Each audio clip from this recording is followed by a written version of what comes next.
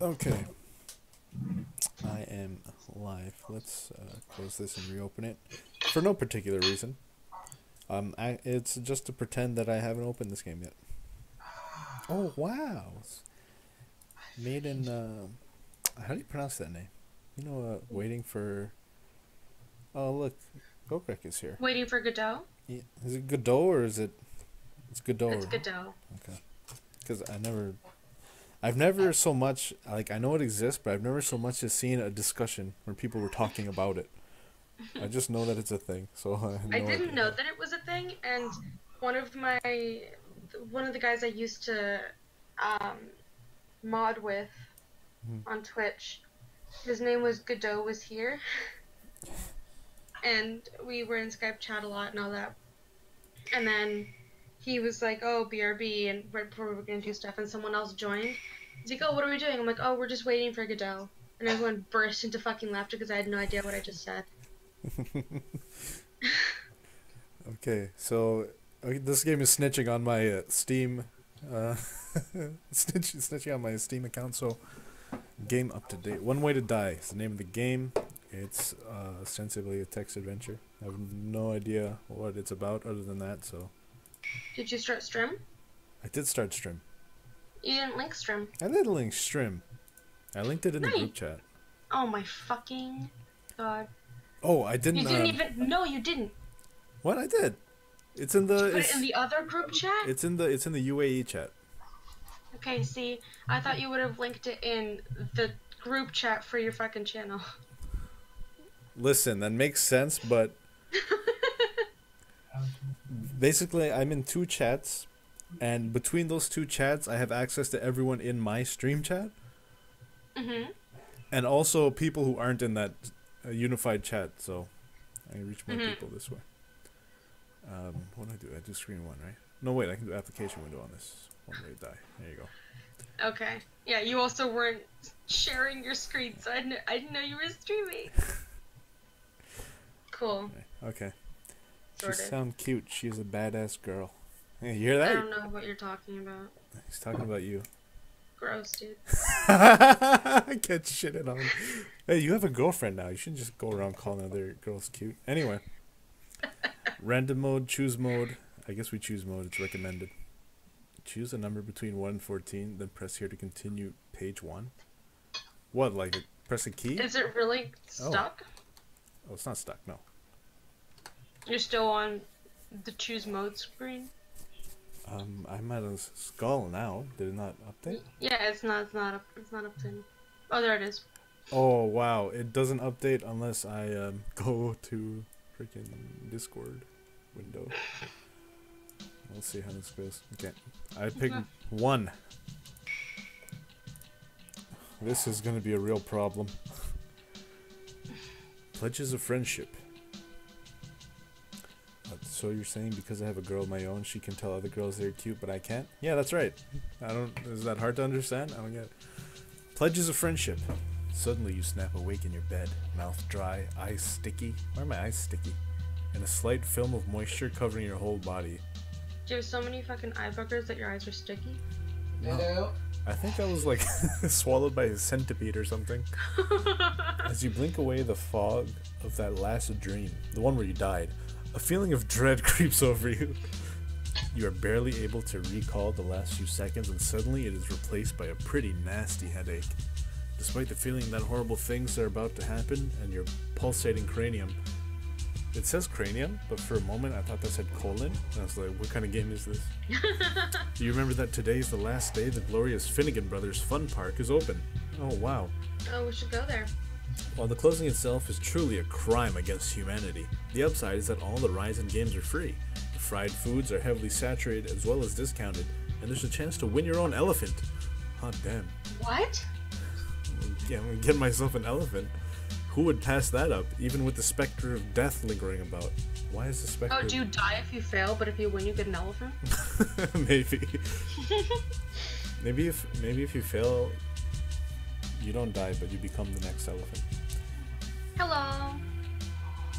Oh, Amanda's here. I But- couldn't remember her name, so I just said hello. Oh, it's okay. I guess you couldn't piece it together from a man hen. Yep. Wait, I just realized a man hen. Forget it. But do you stop to take an aspirin for that wretched headache, or make a sandwich to fill your empty belly, or just say family-friendly stream and head to the car? Stomach growls. Maybe you should grab a bite to eat. Just a sandwich. Yeah, let's get a sandwich. Let's just grab a sandwich here. Choose a number between 1 and 16, then press here to continue page 2. Okay, this is not how Choose Your Own Adventures work. You don't just roll a die to see where you go. Roll a d12. No, yeah. Roll a d16 and the other check. Oh yeah, that's a good idea. Yeah. Randomize that shit. Roll 1d16. 9. We got 0. 9. There we go. Heated exchange. Just a few minutes in the kitchen were all you needed to whip up a delicious sandwich to tide you over until you get to the fun part. I have to watch on stream because this is... Yeah. God damn it. I have to remember to click There's no over here. timers here, so I'll just watch on stream. Okay. But not even this mouth-watering beauty was enough to keep those creeping fears at bay. Is it just music picking up? I don't even hear music. Well, that's because you've got the stream muted. Let me just...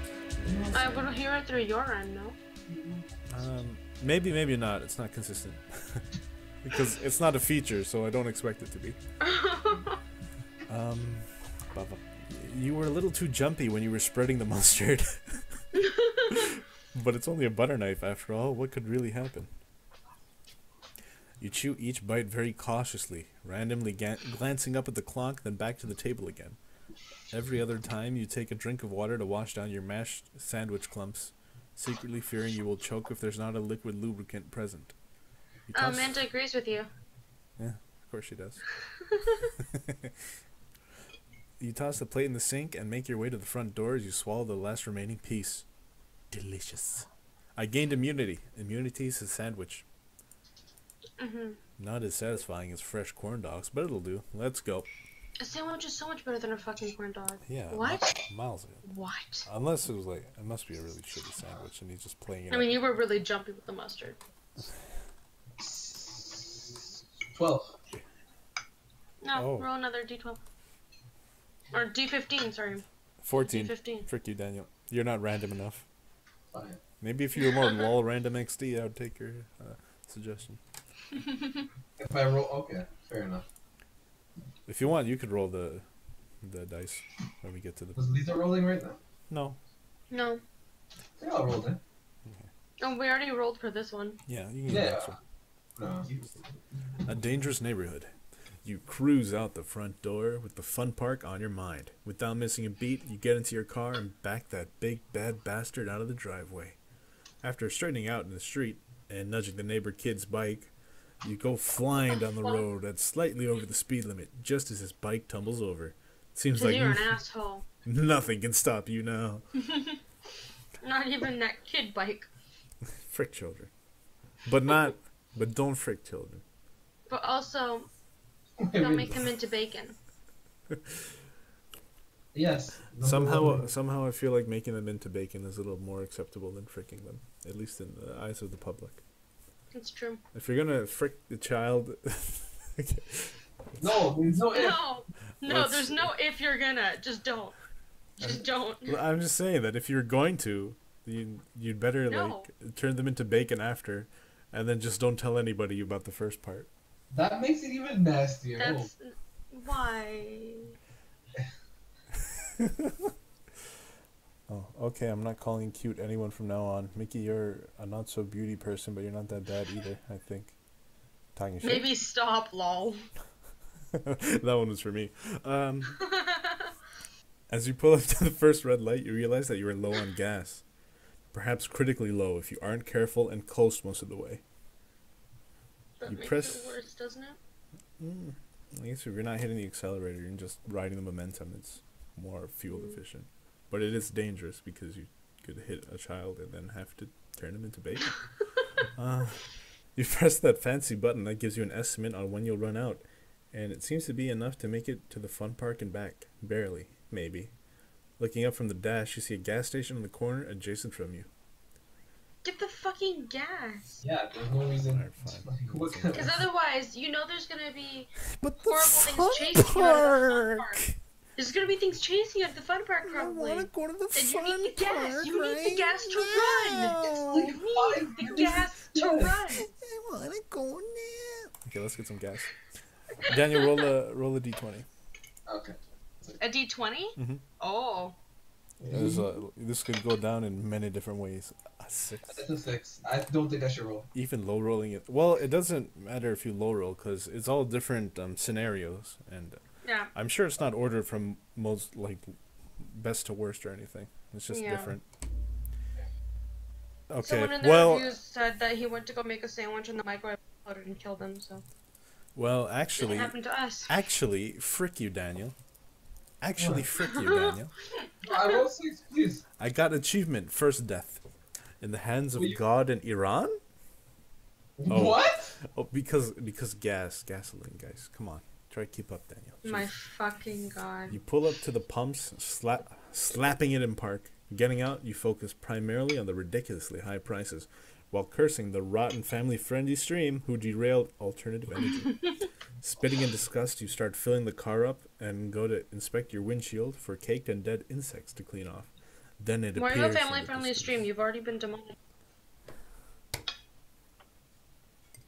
Also, I thought you were gonna bring up the whole freaking children part. Yeah, that too. I only see the skeleton and it says choose a number between 1. Yeah. Yeah, you have to I'm watch it watching on on the stream stream because that one only he has to updates. click into Discord. Yeah, that only updates when I click the Discord window. I don't know why, Okay. but that's just the way it is. Are you on? It doesn't do that for other games, but for this one. Maybe it's the engine. Godot Maybe. engine. Some asshole who thought it would be cool to drive the same unarmored Humvees used in Iraq. Oh, no. It says in the hands of God in Iran. Anyway, whatever, that makes sense I don't later. know. Comes barreling around the corner and toward the gas station. Unfortunately, this same asshole was texting some inane message to someone else as the Humvee slams into a fire hydrant, knocking it loose. The pressure of the water in combination with the impact is enough to send the hydrant flying from the street and toward your face, which graciously greets it with open arms. You've been blasted by a hydrant, you have died. Now, aren't like fire hydrants actually, don't they go like way deep underground? Yeah, they They do. don't just fly out like that? That's not how that works at all. Whatever, I'm dead. Doesn't matter to me. Like, I thought that at least the gas station would explode, but I guess that's a different scenario. Okay, Yeah. roll a D14. Alright. D14.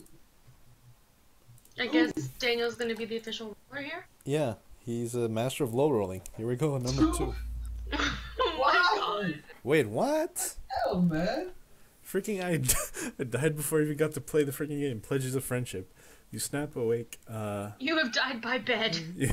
you snap awake again from what seems like a dream where you died in a most horrible manner.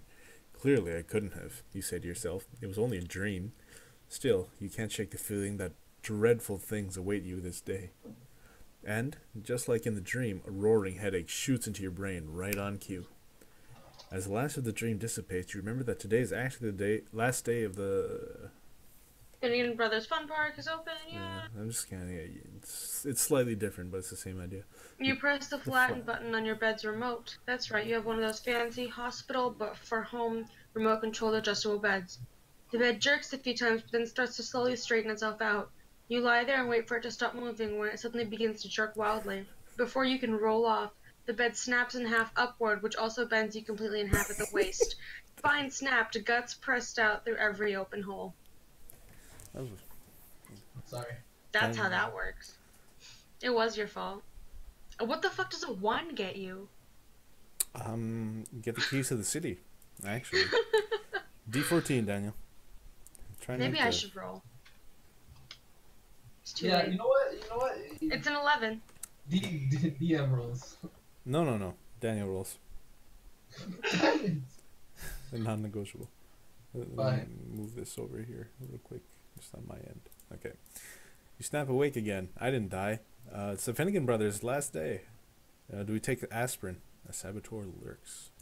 What? Is that a... I don't know. We did a sandwich last time. Let's get the pills, huh? Let's grab some pills. Let's get the aspirin. Ooh, D22. A lot of things are happening here. 17. I miss my horses. You enter the bathroom in a blinded fury. Why am I so mad? As the headache repeatedly stabs at your brain from all sides.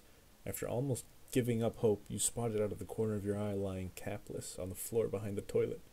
Picking up the bottle and giving it a swift shake, you are rewarded with 6 little pills that you try to swallow. Mustering 6? Yeah, I think I'm ODing. Yeah. Mustering what saliva you can in the process. Unless they're like placebos and nothing happens. The majority go down easily enough, but the last one just happens to get lodged in your throat a bit, causing you to hack and cough. It even hurts a little bit as you begin to worry about choking on it. Luckily, you tried to dry swallow 6 pills. Yeah. Luckily, it dryly finds its way down to your stomach. Washing it down further with some foul-tasting sink water seems to help. Where am I, in L.A.? It was a close one, you think, as you wash your face in the sink? Okay, maybe you're just being a bit paranoid about that. A smile crosses your face as you remember there's no time for such dark thoughts. It's the fun park's last day. Alright, perhaps it's time to get going to the fun park, or maybe get a sandwich. No, we can go now. Oh, you just... Alright, we'll go on an empty stomach. I'm sure that won't kill me. D12. D12. An 8. How to track detainees. Freaking died. As you trot down the stairs like a show pony, your mind pulls up all these great memories of your previous times at the fun park involving roller coasters and Ferris wheels. Apparently your body was getting into the mood of spinning and tumbling because you clumsily, and perhaps subconsciously, happened to send one foot a little too close to the other, and they hooked themselves in the process. If you had any balance, maybe this could have been corrected mid-stumble, but no. You go rolling head over heels, screaming like a banshee. In some kind of crazy barrel roll and spring up a bit at the very bottom. This great show of physics gives you propulsion and force enough to land on your neck at an extremely bad angle and snap you like a twig. A pitiful whine trickles out of your mouth as you lie there and twitch a bit. Then everything goes black. You have died from snapping your neck. Oh. What is that immunity? Razor blades? I think it's an immunity to headaches. Maybe. What kind of stupid decisions are this? It looks like something I would do if I had a choice. Is that self-deprecation? Or something else in translation? Alright, D14, Daniel. Try not to frick it this time, kid. Please. Another 8. It's an 8! Oh my god! Alright. What? You snap awake. I couldn't have died as last Finnegan brothers. You stand up from the bed and stretch a little. A yawn slips out as you scratch your head and turn towards your window, which happens to have a lovely view of Murphy's Lake. A gorgeous day to spend at Finnegan Brothers, and the scene itself seems to soothe your headache just a bit. When suddenly an arrow bursts through the glass, piercing your eyeball and penetrating deep into your brain. You stagger for a second, finally losing your balance and dropping to your knees as a single stream of blood trickles down from your eye. That's not how that would work. Your headache is replaced by a wholly different sensation now, which you only experience for a split second before falling forward dead. That was whack. You've been punctured by an arrow. Come on, dude. Yep. At least have something that can make sense, that doesn't come out of nowhere. Miranda, can you please elaborate on that muscular pony statement? I can do that. Joe Craig. I need to know for reasons. In the other chat, Ice Mania Gaming Discord, Joe Craig asked for opinions on this idea he had. Imagine ponies in a cotton candy world, and then suddenly explosions, and they have to fight monsters, and they're big and muscular now. This is not PewDiePie. We're beyond PewDiePie, Doc. We're we're Pew Many Dies Pie. No, stop. Daniel, roll another D14. Wait, no, Lisa, you roll. Daniel, you gotta roll. No, let her try. Daniel. Amanda, I'm trying to raise my self-esteem and you're not helping. Ooh, 14. The most gruesome death. Let's see. Freaking dude. Oh my god. Okay, I couldn't have died. Finnegan Brothers. You hear a weird scratching noise off somewhere on the floor. Looking over the side of the bed as you see some weird flesh-colored looking creature with no discernible face sitting on the floor. What the family-friendly street? You start as the thing crouches down a bit. You sit up a bit just as the little bastard leaps into your face. It latches on and begins to chew up your face like jerky. Despite how you try, you can't seem to pry it off, and eventually you succumb to your wounds. You have been eaten by head crabs. Yay. My fucking god.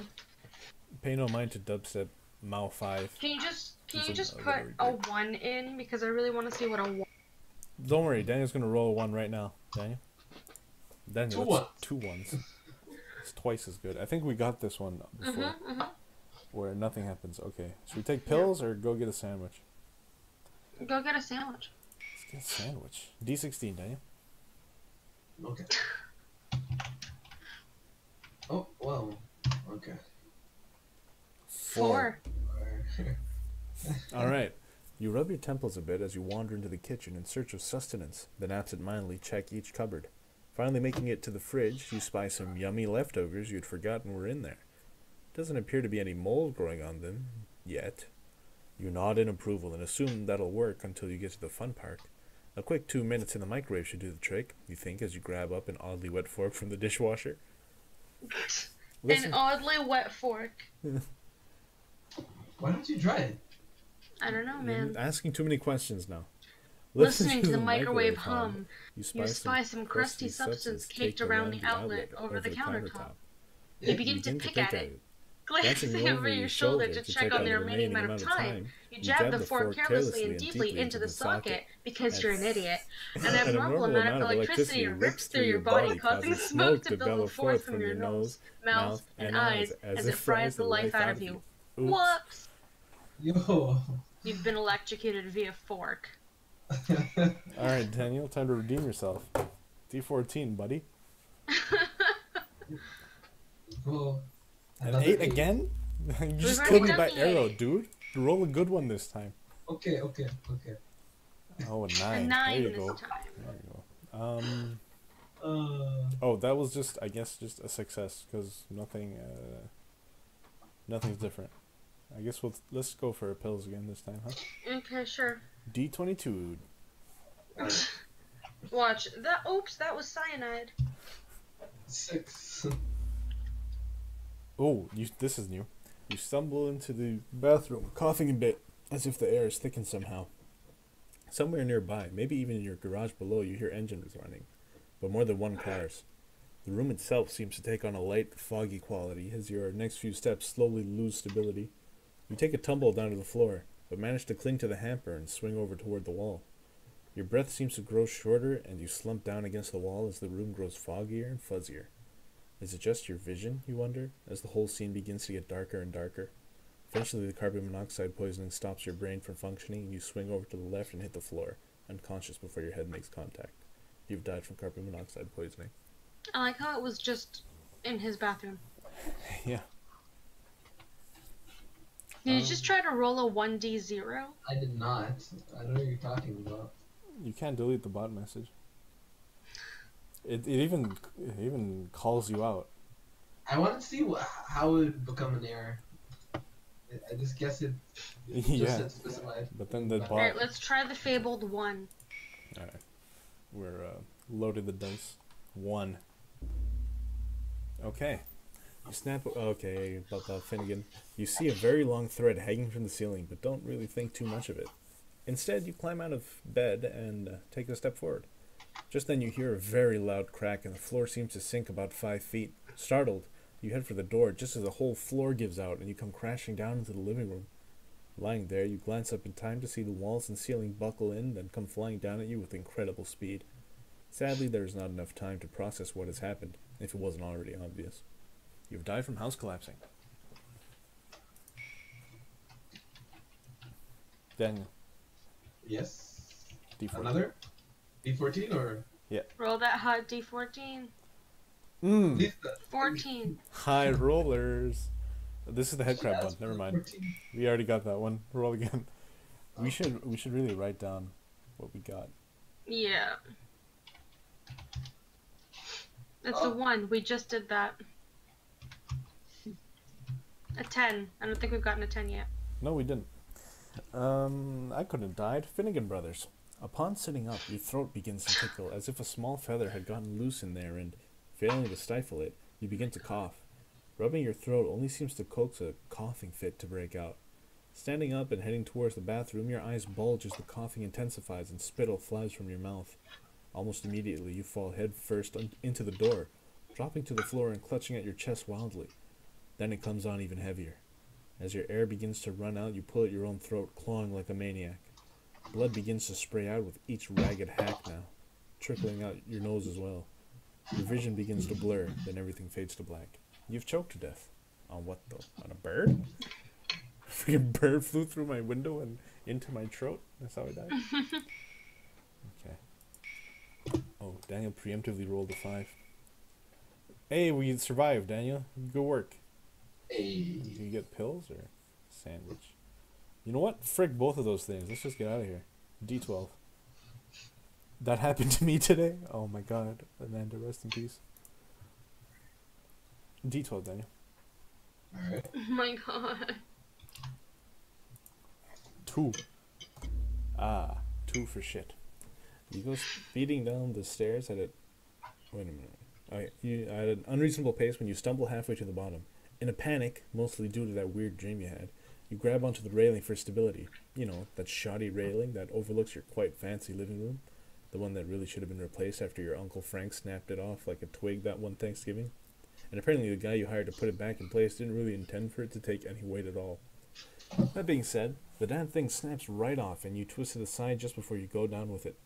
Sadly, your leg catches on the jagged edge of one of the pickets, which slashes it wide open and severs your femoral artery. You hit the floor like a sack of shit and moan in pain as blood pours from both your blood pours forth from your massive wound. It only takes a matter of minutes for enough blood to escape your body and kill you. You have bled out. Unfortunate. That happened to me today. You sure it's not a sack of family-friendly stream? No. That's some shit.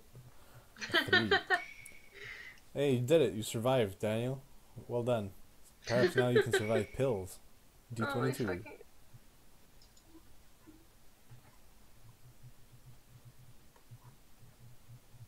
Did you roll the D22 yet?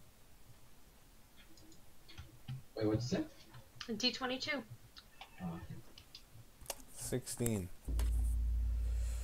You start walking toward the bathroom when a strange noise stops you dead in your tracks. You tilt your head toward what you believe is the source of the creaking sound, the closet door. Maybe I should move chat somewhere. Where should I move it? Top right corner? Hey, that works. Kind of. There, you can get 3 messages. The closet door. Could it be coming from in there? Did some small creature make a nest in there and breed? Considering the sheer amount of random crap you have accumulated and shoved away to be forgotten, well, there couldn't possibly be any room for anything in there. You stand cautiously, observing the door as a low groan comes again, beckoning you to come closer, closer. You take a deep breath, letting it out slowly as you take the step that brings you within a 2-foot radius. And, at this, the door bursts open as an avalanche of randomly hoarded goods and boxes of worthless shit come raining down upon you, crushing you under its mammoth bulk. You lay there, lungs crushed and bones broken, coughing up blood and cursing eBay for all of its possibilities as the darkness takes you. You've been crushed by junk. This one was actually your fault. Yeah. Well, Yeah. time to go to sleep. I'll be right back. Joe Crick says, time to go to sleep, and then he starts crying for a little bit. And then he says, continue the cycle. Okay, bye. Give me a river to water my bonsai trees. Daniel. Roll again, the 22? 14.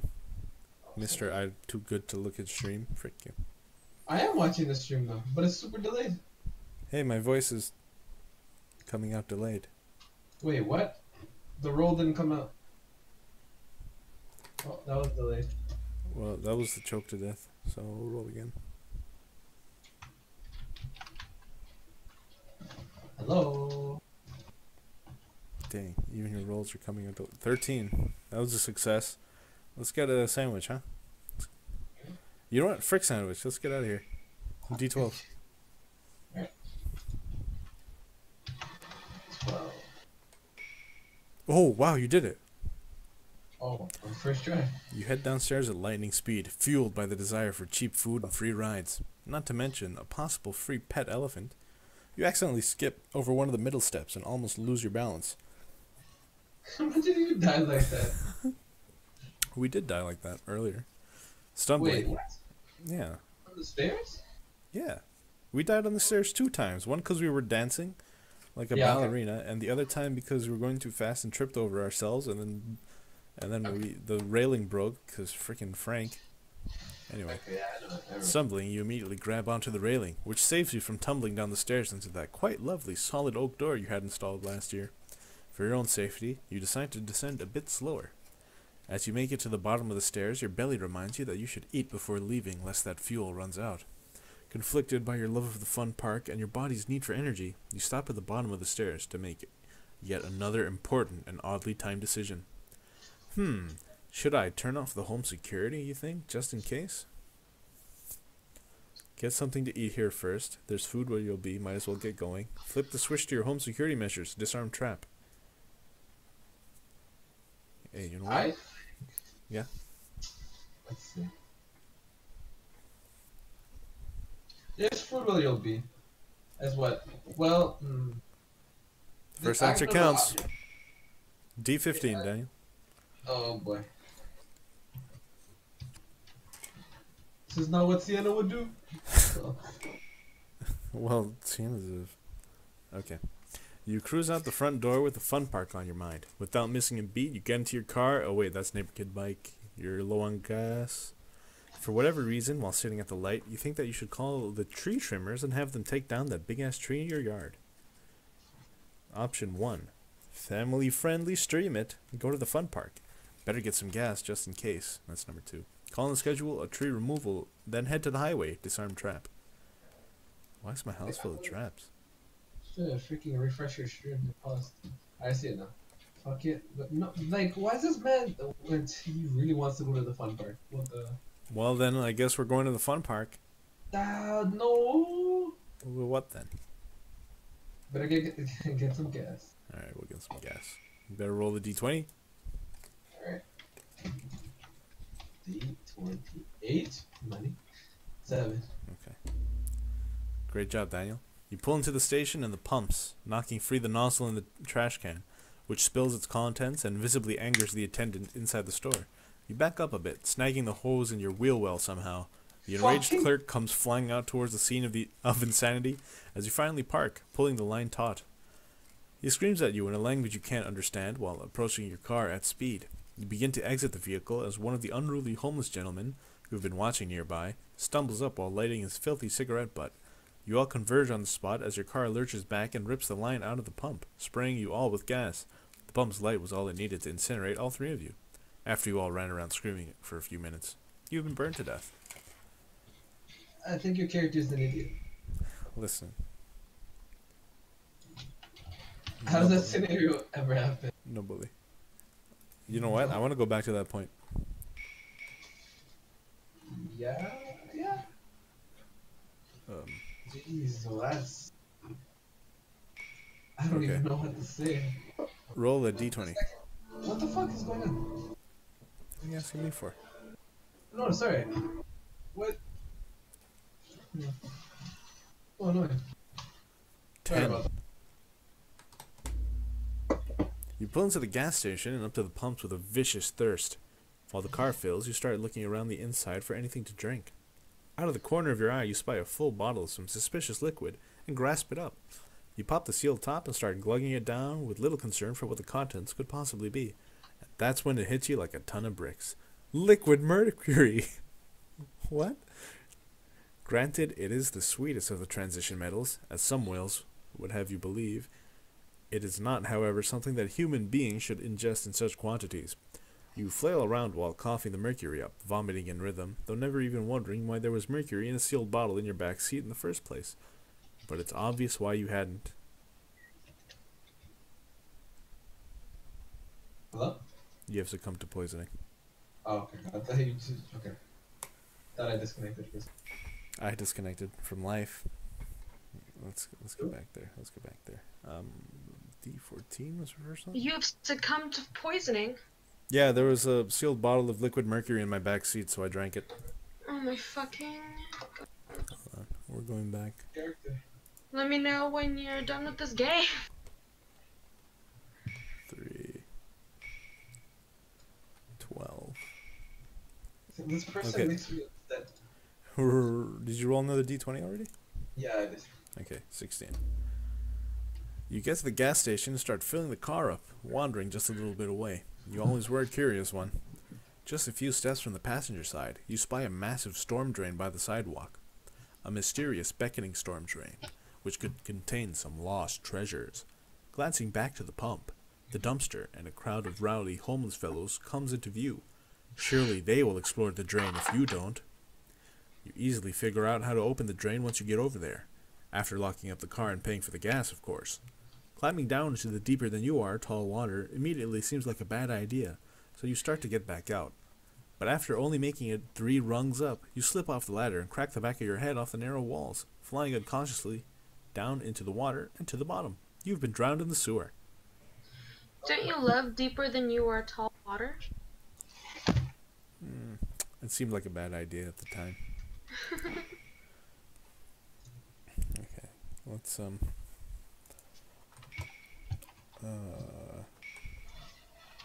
you just doing all of them in order now? No, I am trying to just find a way to go to the freaking fair. Oh, you're trying to get to the fair? Maybe that's the joke. Probably. There is no fair. 1 in 15. That's when you rolled 12, and that was good. Better get some. Okay, let's just forget the gas. We'll go straight to the fun part. Yeah. Roll a d24 for me, Diane. God. 10. In case you literally can't be here if all you can. No hope for Maliki. You pull up onto the highway and merge into traffic to the best of your abilities. Glancing down at the dashboard, you realize that the gas gauge dropped further than you thought it would. Damn it, you mutter to yourself. Probably should have hit up the gas station when you had the chance, because walking back there is going to take at least 2 hours off your day of enjoyment. Suddenly, the car begins to spit and lurch, and you pull it to the shoulder of the road as it dies. You get out, both pissed at yourself for lack of planning and it for not holding more gas, or perhaps not magically refilling. You kick the door closed and put one hand to your face just as you hear the horn blare. That's the last thing you hear as a large tour bus blasts into you and sends you skidding down the highway a few yards. You've been hit by a bus. Oh. How do I... Can I personally kill the main character? That's it. Oops, that was the wrong one. I also got crushed by salt while trying to speed run this thing.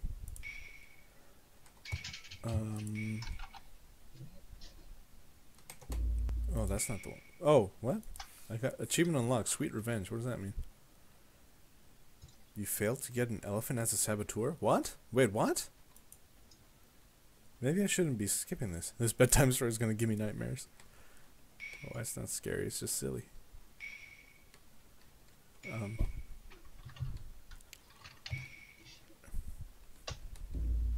My cat is the worst cat. Okay. That's not true. Okay. But yeah, you only see pictures of her being cute. You don't see her right now being an asshole. I'm just gonna go to random mode and see what happens. I guess this means that this game rolls for us, which makes a lot more sense. Okay, I got the pills, immunities. I think we got this one.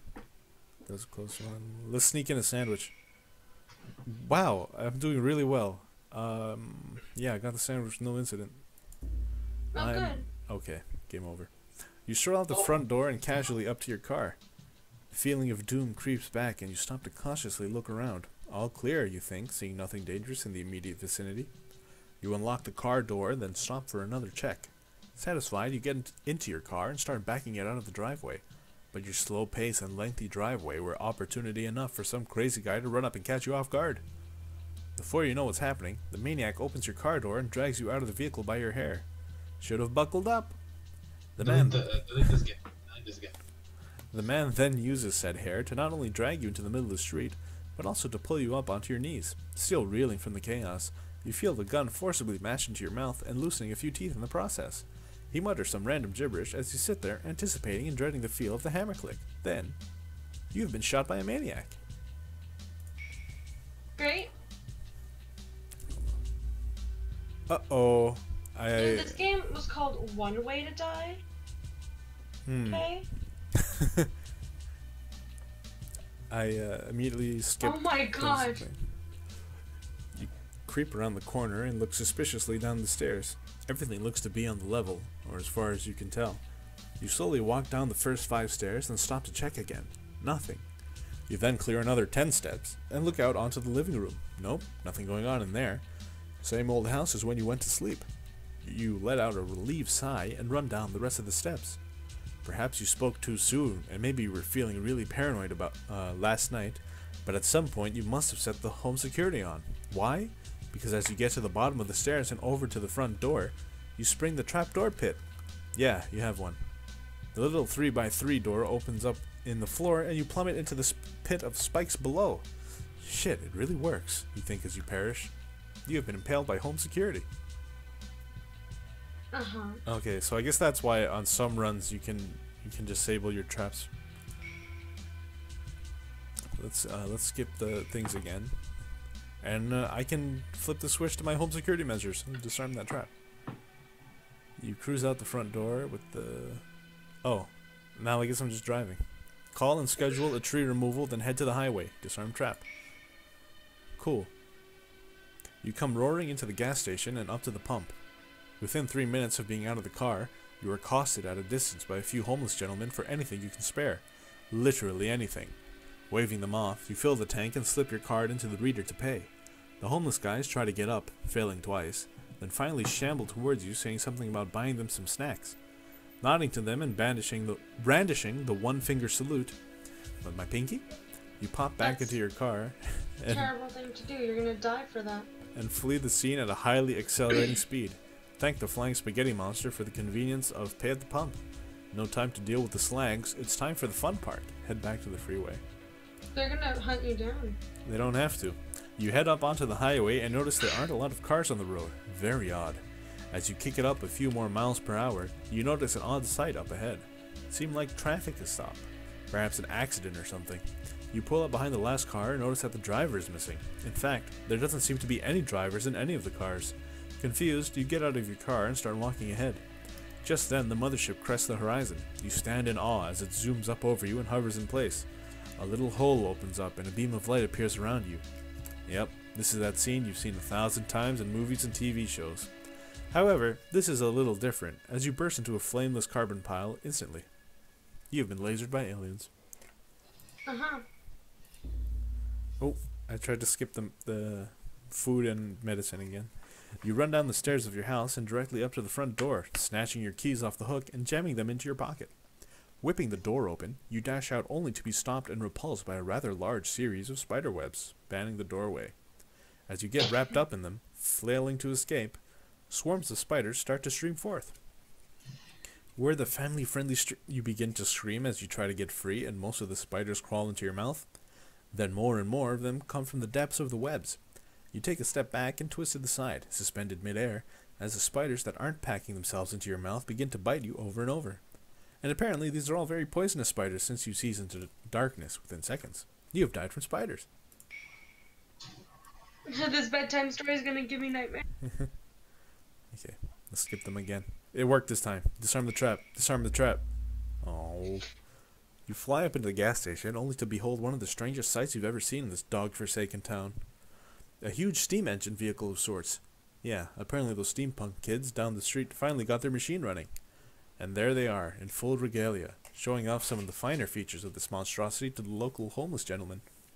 You walk over to this heinous beast and start looking it over. It is amazing it even runs. With a twist of his monocle, the lead inventor smiles at you and slaps the somehow running engine a few times. He starts to ramble on about how fast it goes, and though it isn't highway legal, they take it out sometimes. You start to mention to him that such a thing is rather dangerous, just as the machine gives out a long and stressed-sounding belch.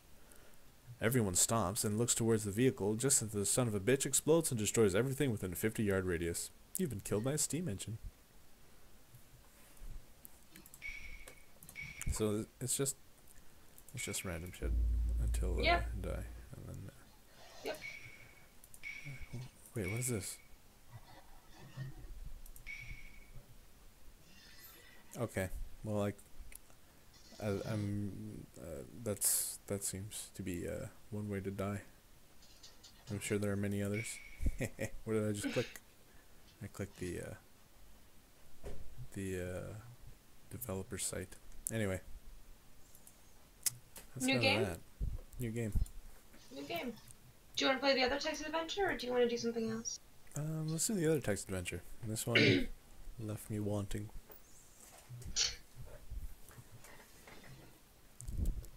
I don't know, I didn't use that phrase correctly, but it doesn't matter.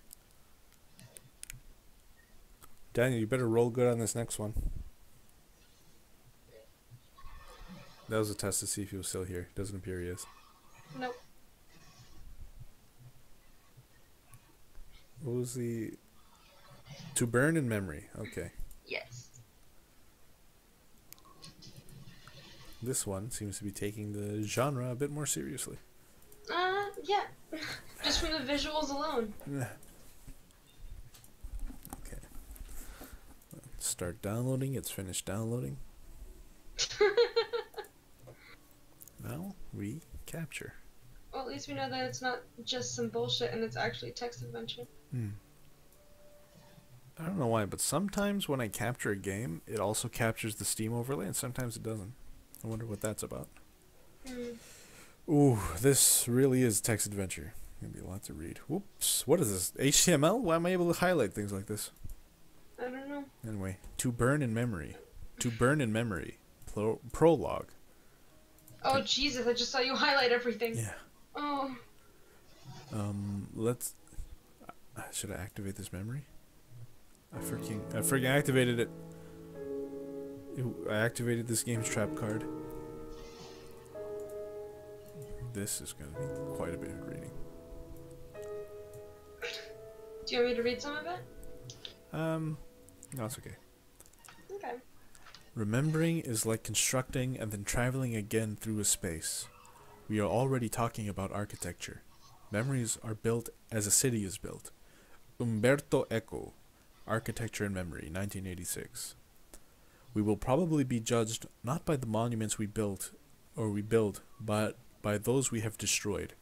Ada Louise Huxtable. I'm already doing it wrong. Long ago, as nomadic peoples, we saw time in cycles of sun and season.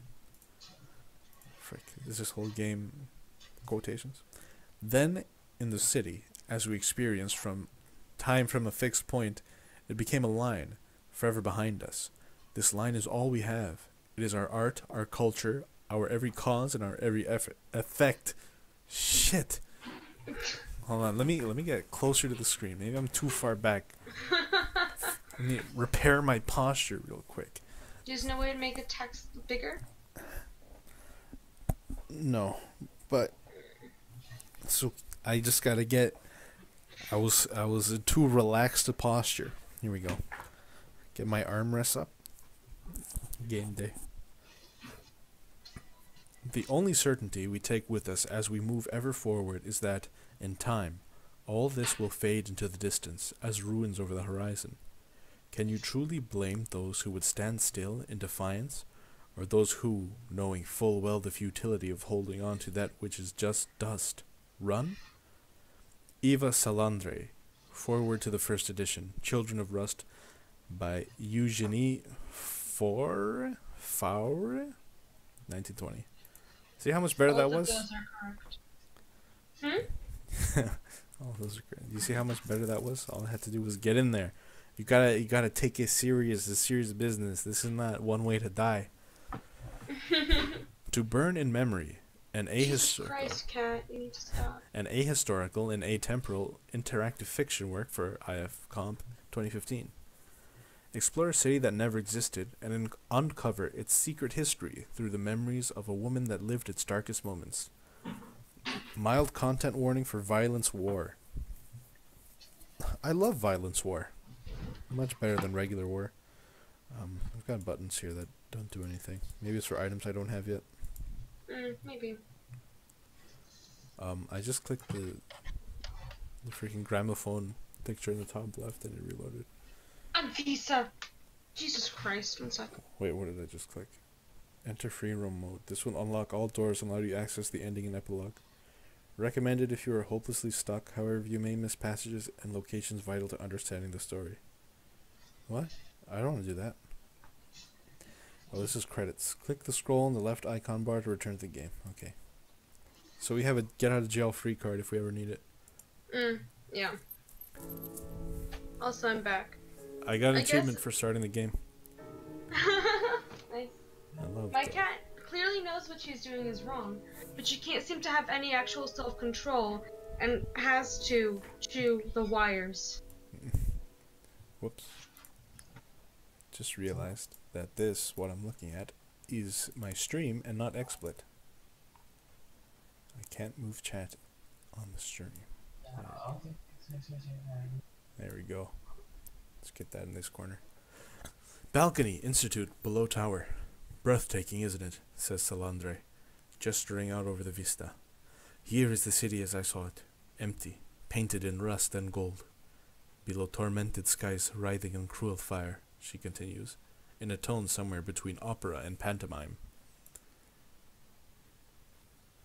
Symbolic?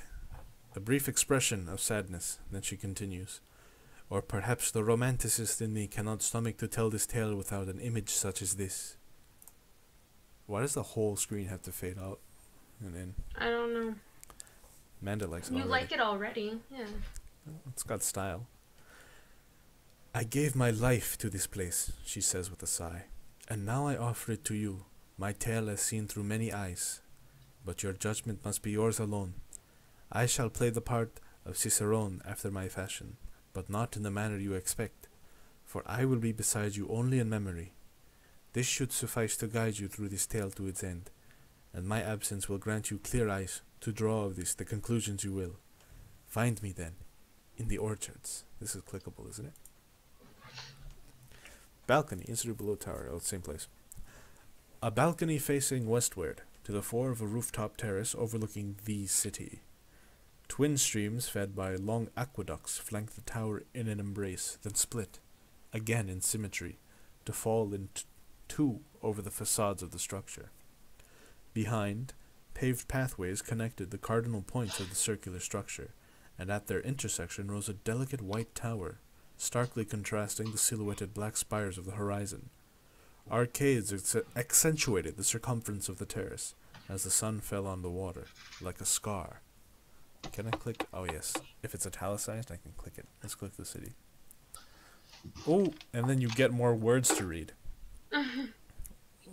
It's almost like it's a text adventure or something. Amazing.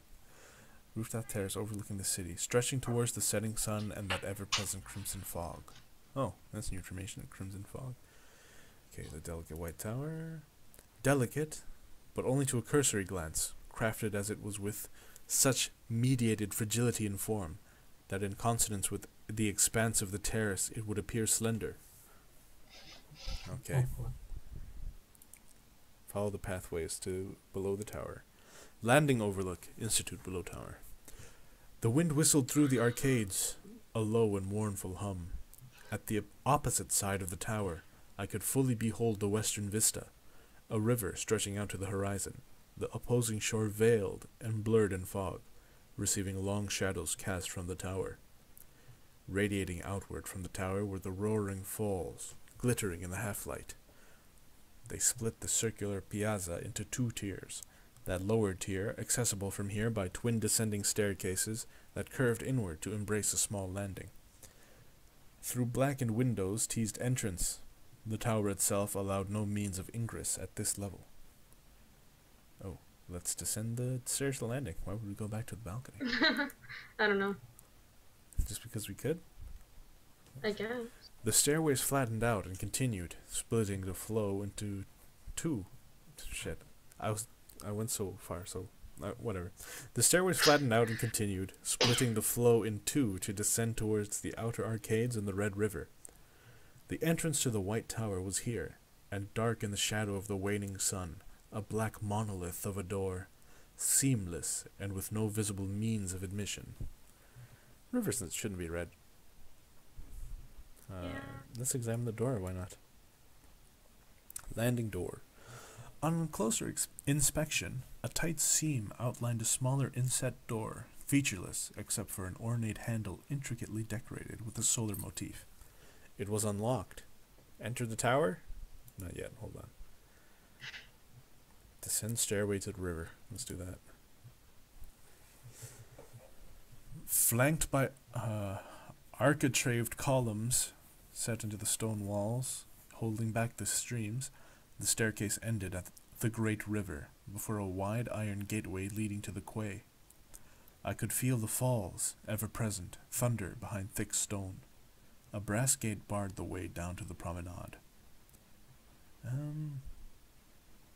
Let's examine. You know, when I was reading reviews for this, pretentious, and I understand why. This kind of reminds me of that fanfic. It's not quite The one where they fucking swallowed it. Yeah, the Threads, freaking Threads. Except it's not quite as bad as Threads, but This tries to be something. yeah. At least it has a reason for its flowery language. It's trying to evoke a mood. Yeah. Threads is just shit. Riverside Staircase, Sungate, western side.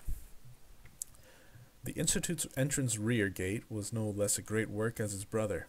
That same elegance and strength, gold hue belying the fortitude of a stronger metal. Bright brass fashioned to call to mind the sun in all its radiance. No, there's nothing to do here.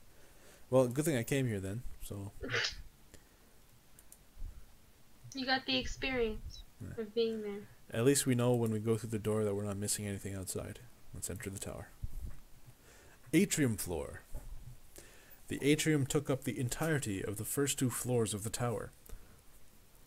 Hugging stately wooden paneling, a spiral staircase swept upwards. Heavy, dust-filled beams of light shone through long vertical windows to fall on a sea of charred remains, the curled cinders of countless books. 2 doors opposed each other, the black-painted monolith of a door leading back to the terrace, and a smaller set, built of wood and brass inlay, open to the remains of a once great hallway. Let's sift through that. 2 doors opposed each other. Yeah, I wonder who wins. No. Maybe they dueled pistols at dawn.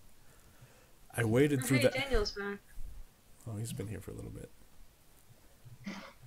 I waded through the ash, hand-sifting charred fragments of history.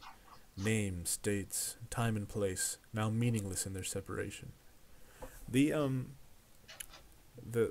all caps for the first few words kind of bugs me. Because it's not... It's supposed to be like for starting a new chapter, but if you have it on every page, then it's just... It ruins the emphasis. Yeah. It's just kind of annoying that half the sentence of every first sentence is all caps. Let's search further. I tore through page after page, drunk on the prospect of discovery, and there it was, a single page, unburnt, alone in a ray of the setting sun. Hold page to the light, sure. You burned the page. Oh no! A rose, red. It held in perfect detail an illustration of a 7-petaled rose. Wow, what a worthless piece of paper. This is what survives? Frick, take the page.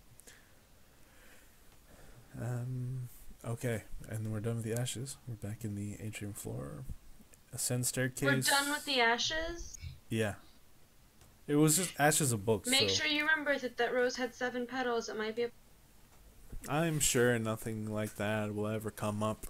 Anyway, ascend the stair. Let's go down the hallway before we go up. Or maybe we should go up because it'll eventually end and then we'll come back down. Oh!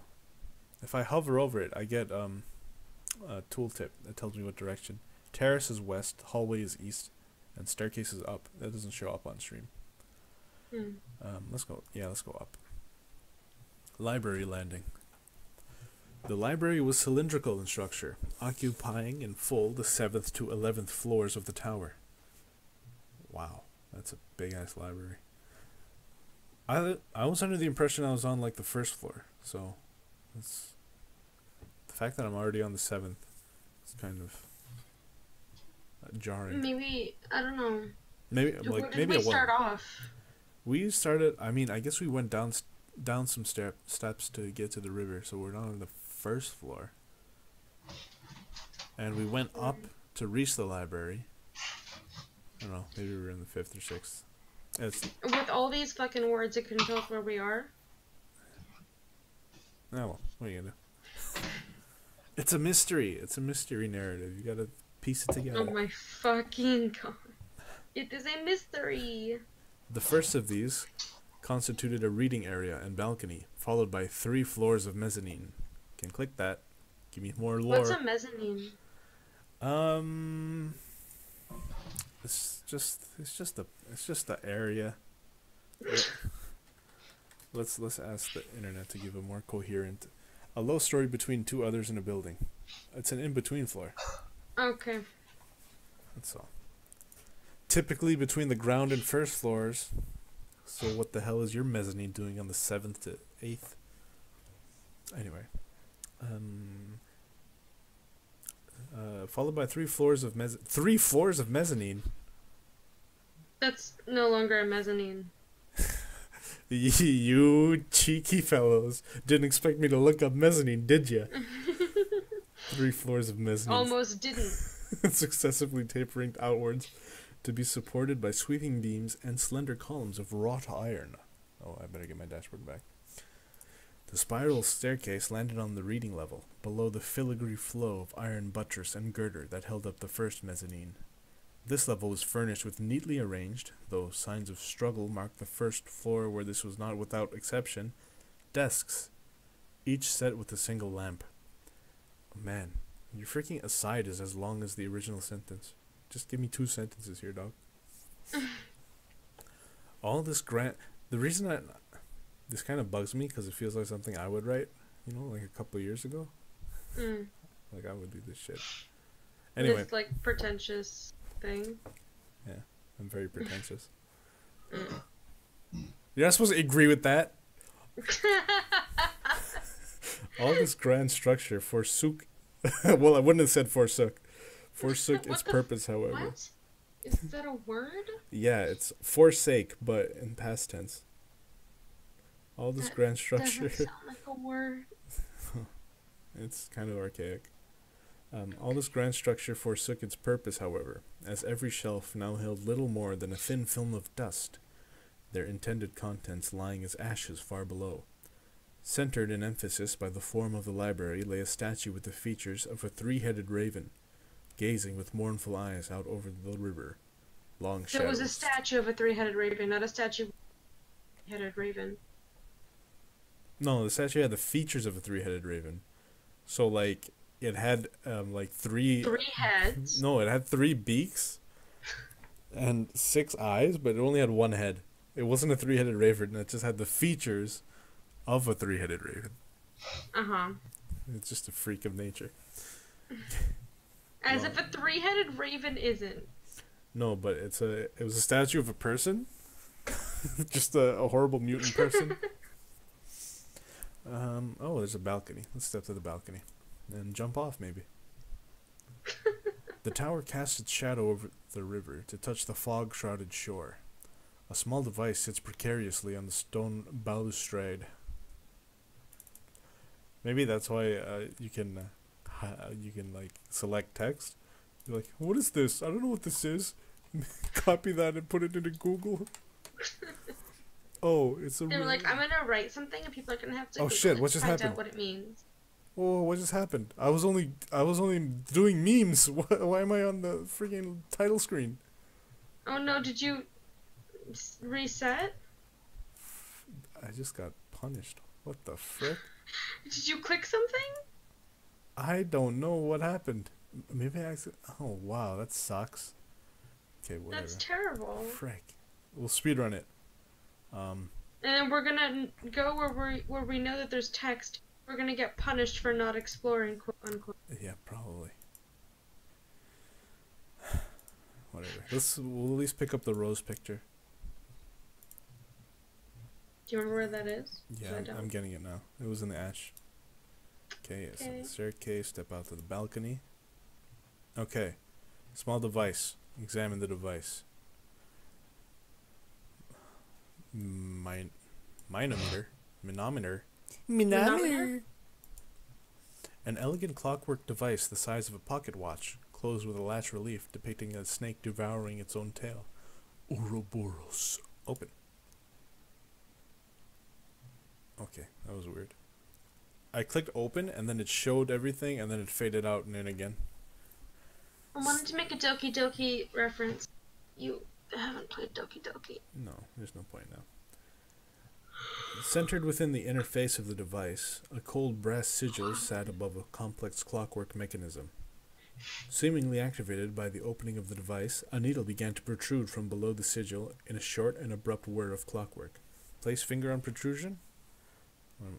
I'm doing like making like a freaking blood death. Place the finger on protrusion. I stab my finger. It's just to check my blood sugar. Its hunger sated, the sigil faded in luminance to that of a low flame's dull glow. Okay, I'll take it. I couldn't take it before. I had to stab myself before I could take it. Okay, we're back in the library now. Let's go up the staircase some more. Hallway, dark. The 11th floor consisted of a small hallway acting as a landing and final floor for the spiral staircase. Windowless and unlit, but for faint light seeping in through the frame of the large door, taking up the opposite end of the room. Flanking it were the vague shapes of statues, their forms illegible in the dark. Can't I just walk up to the door and open it? I mean, I can see the door if I can see light coming from the sides.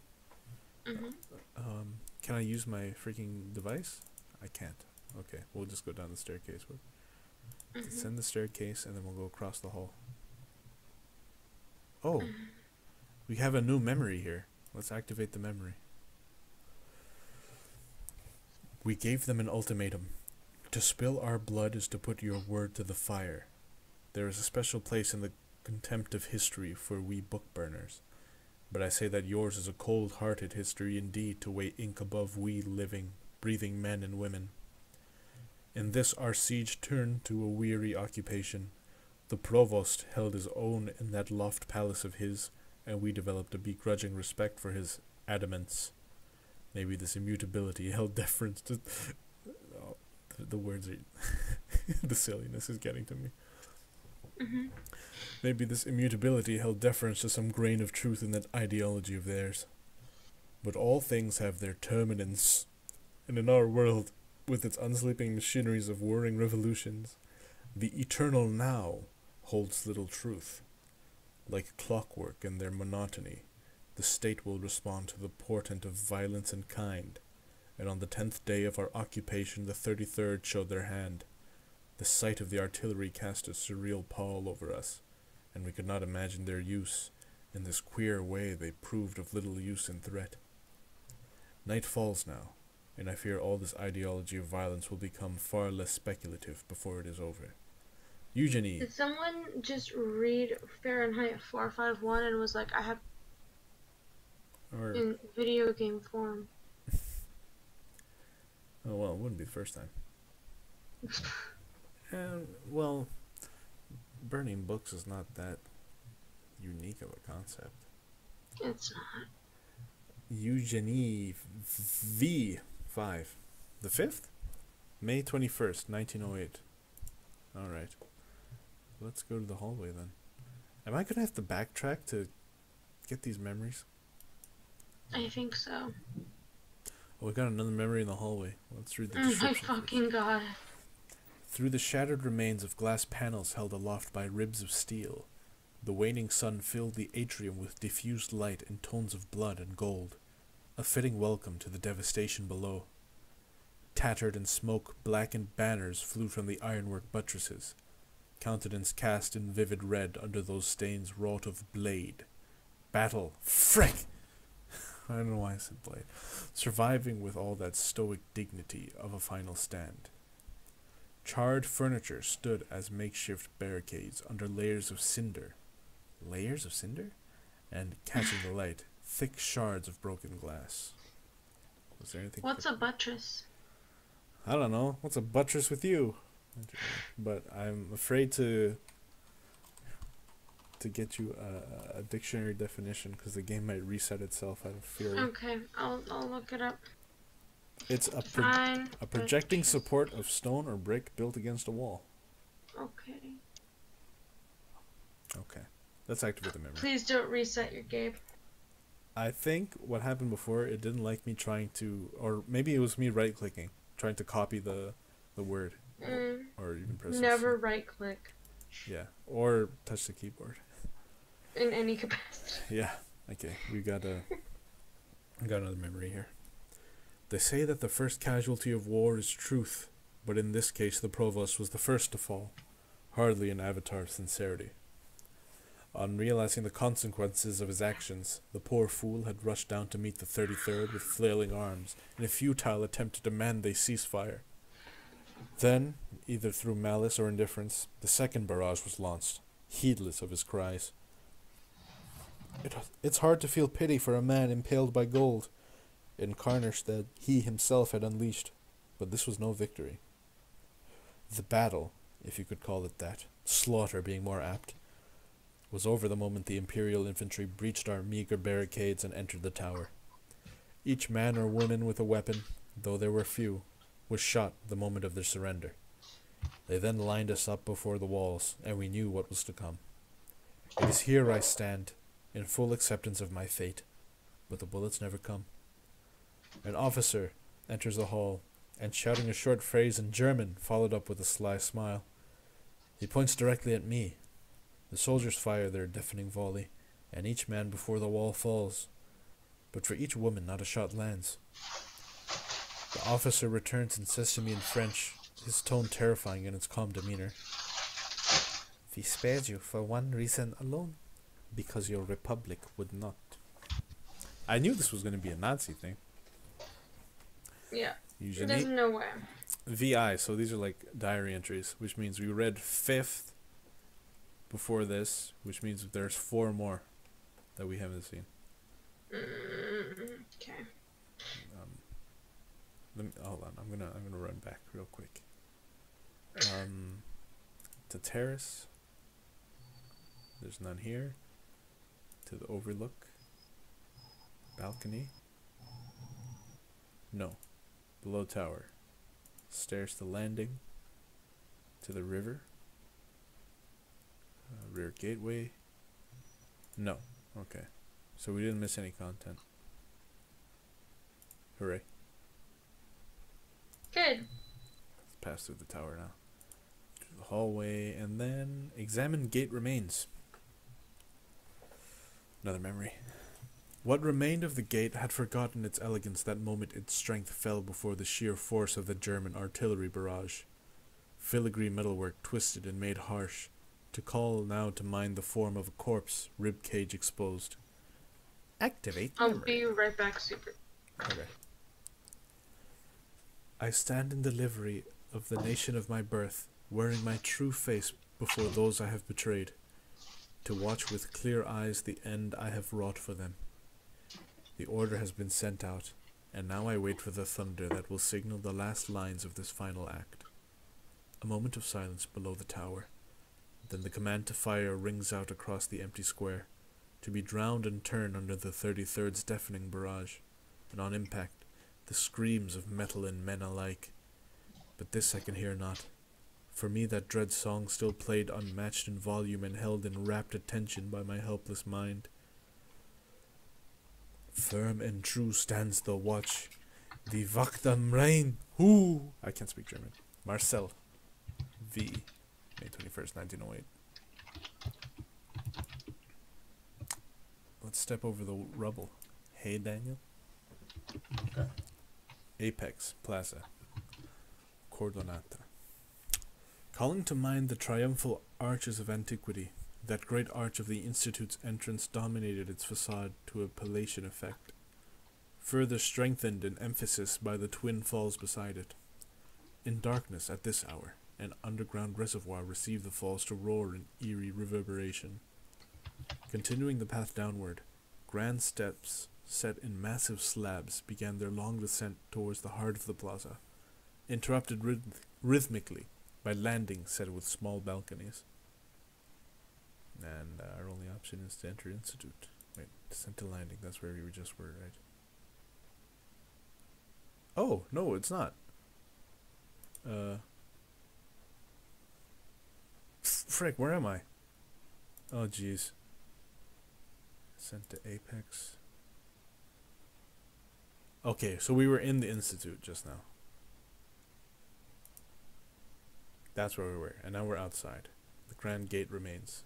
And then we'll step over the rubble, and we're outside. Descend to landing is how we move forward. Okay. The steps ended their straight descent with a small landing, that last stretch of vertical distance taken by an appropriately massive imperial staircase, enveloping the central axis of the plaza in a crescent of stone. We've got a memory here. And you would burn all this down, for what? The memorist shouts from above. To buy another few years for the condemned? We were by your hand condemned, I reply. And now you ask us why we should want for more? We could do nothing. Nothing, I interrupt. Nothing is all you do, all you think about. Is that how you see the world, as nothing? Precisely, he replies. You say that. You say you possess nothing, want nothing, I continue, breathless. A lie the size of the tower you stand before, I say. And of that tower I ask, to put this lie to rest, is that monster in stone and iron truly nothing?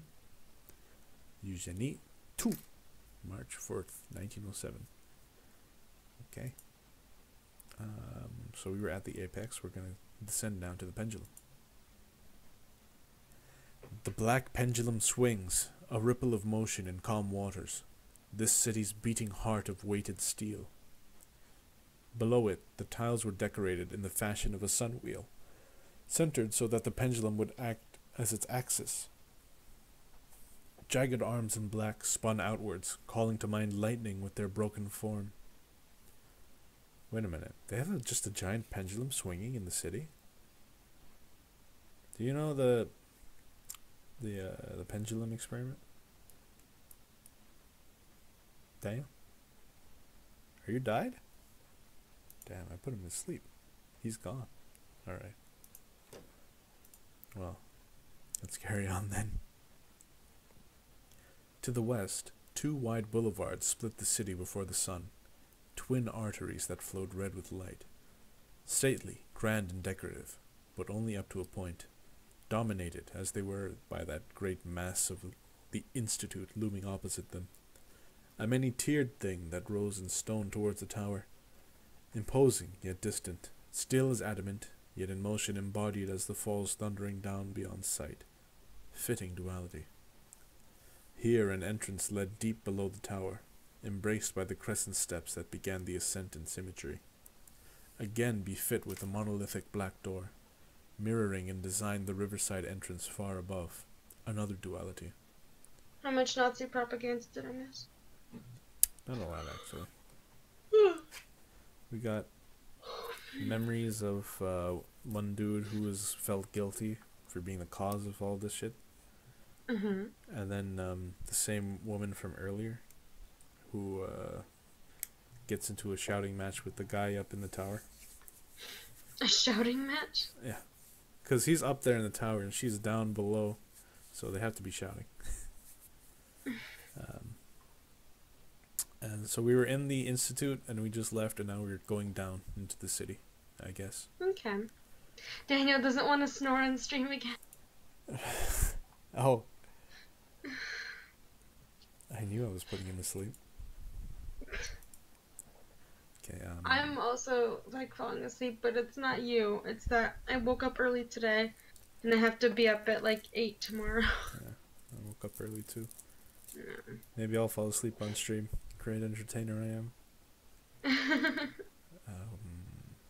Did I read this already? I mean, it'd be different snores at least.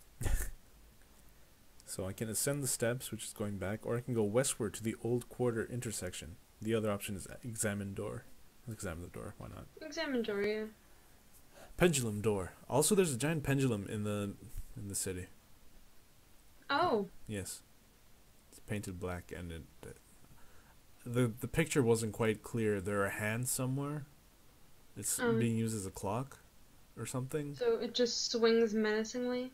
Yeah, I don't get it, but pendulum door, plaza axis. Again, an inspection revealed a seam outlining a smaller inset door. Its features, and the lack thereof, a mirror of its counterpart, but with the glaring exception of the handle, this time wrought to the theme of a crescent moon, locked. Okay. Only one way to go then. Maybe keeping nope. Nah. Let's go westward. Intersection, Old Quarter. An intersection of 3 streets marked the entrance to the Old Quarter. The old aqueduct lent its name to the district, as it ran through here in a condition of painstaking, and yet as the centuries passed, ever more Sisyphean repair. In its shadow rose a grand 8-story building. Grand, and built by that unmistakable hand of commerce that draws all form towards the sensual.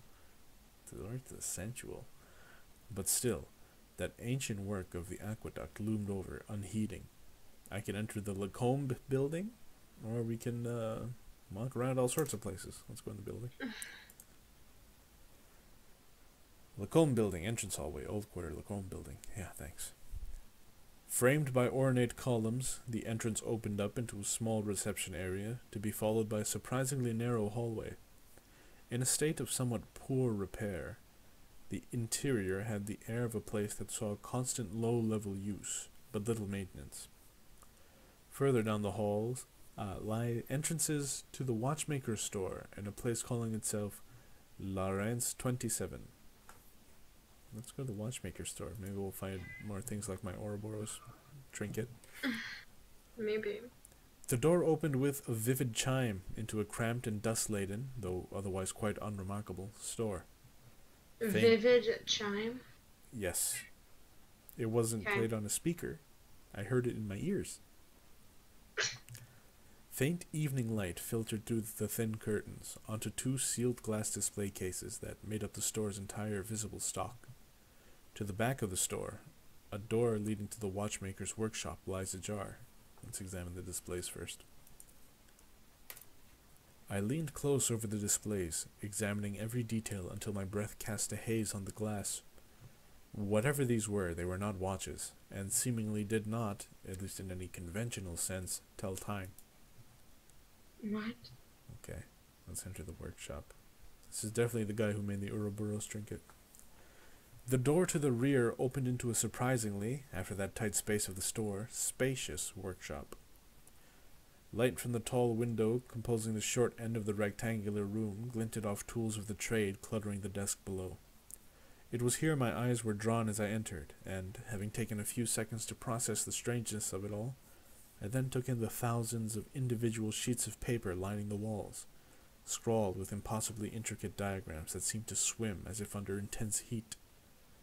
Atop the desk lay a strange key, Examine Sun key. Yes. A dangerous and seemingly ceremonial thing, its handle fashioned with a wreath of tiny iron spears, hard to hold. Let's take it. Wasn't there like a sun door? I don't know, probably. Because we just found the moon door. Yeah, but And that was the opposite of a counterpart? Yeah, but its counterpart, we walked through, it was unlocked. So, that was at the very beginning. I don't recall the sun door. Let's enter Lawrence 27 now. Oh, we got a memory here. A small brass plate set before the entrance announced this establishment as simply Lawrence 27. Inside, evening light was cast through large windows onto polished wood to bathe the hall in warm tones. Giving the room an expansive feel, paintings and framed mirrors were embedded intermittently within the wall paneling. Sitting at tables and leaning at the bar, seemingly human figures melted and formed at the corners of my perception. If they had voices, only the hazy echo of their words could be heard. Words spoken but never formed. Okay. If they had voices. Do you have no idea? No. Great. But if they did, it would be something poetic. Okay, enter the memory. Eva Salandre, old money, but sympathetic. She beckons me over. I know you see this as a confession, she says as we take our seats. But the provost, he, well, doesn't. I'm saying Eva. Should I say Ava? Probably say Ava. I don't think it matters. No, it's a fictional town in every way. I'll say Ava, like Ava Braun. Ava, I reply, trying a faint smile. I had just hoped that at least some small part of him would see us as more than that mad beast he makes us to be. She looks down at the table. After a pause, she waves over a waiter and, recognizing him, asks for the usual. The waiter looks over at me. Oh, I'd like I say, glancing over the menu without taking in a word, my mind elsewhere. The 18 and the 71, please. I do pray you take another look, madam, he replies. There's a reason it's Lorenz 27. 27, then? I reply with the first number that comes into my head. He leaves with a small bow. Frick. That was complicated. What just happened? There were layers. I was about to say he leaves with a small bow, then I corrected it to bow, realized it was wrong, and had to recorrect it back into bow. It's a wild ride. Maybe I'm more tired than I realize. Yeah. 18 and 71, of all the numbers to choose. A faintly puzzled look tells me the significance of this doesn't escape Salandre. Of all the numbers to choose? What? I don't know. We'll probably need something soon. You know, someone was insanely proud of this. Yes. They were like, I'm in 12th grade. I got this English shit down. I got this. I do hope you just got lost in your thoughts of your hero Garibaldi and his conquests in Italy, she jokes ineffectually with an attempt at a smile. She shakes her head and continues our conversation where we left of, you got a typo, sucker.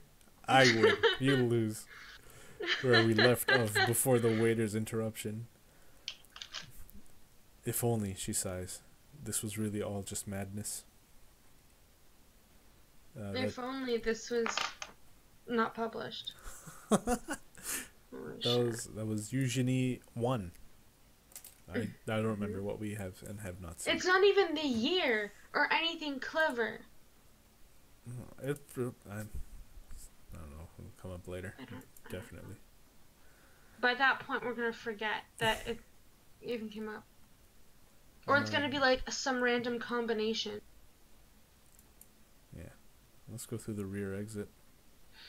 Oh wow, you can really walk around here. Maybe we should go back to the intersection after this.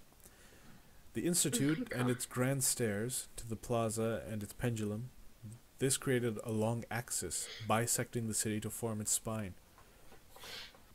At the culmination of this lay the Iron Gardens, a sprawling complex of cast iron and plate glass screen houses.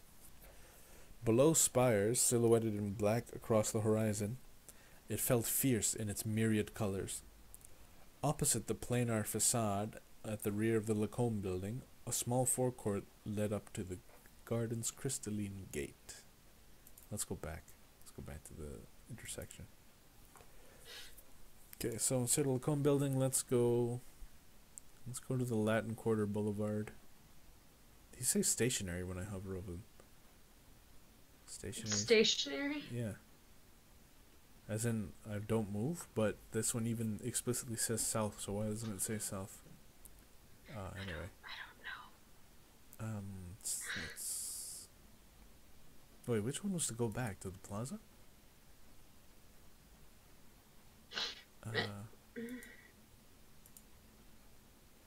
I'm paying probably less attention than you. So, like, I don't know, man.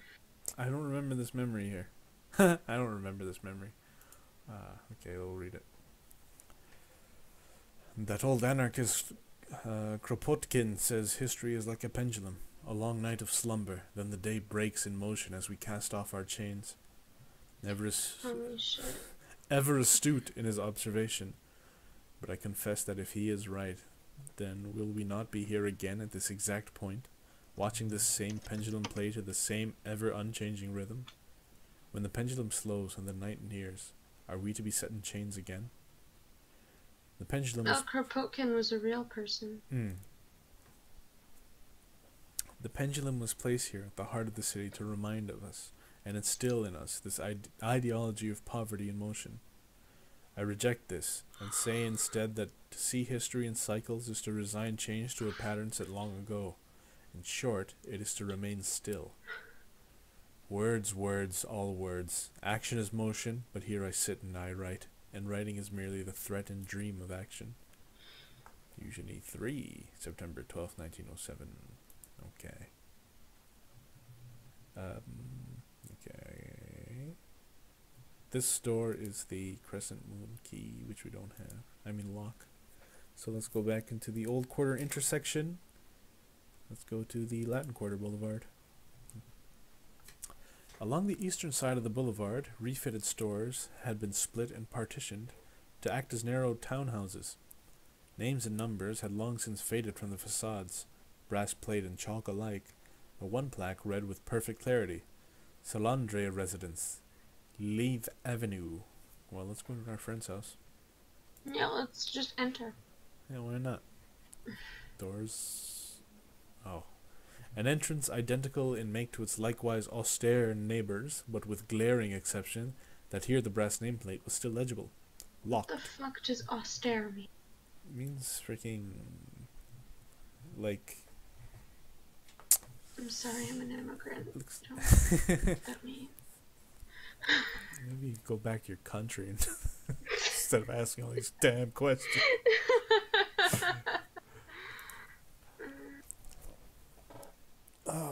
I'm just gonna go to the riverside.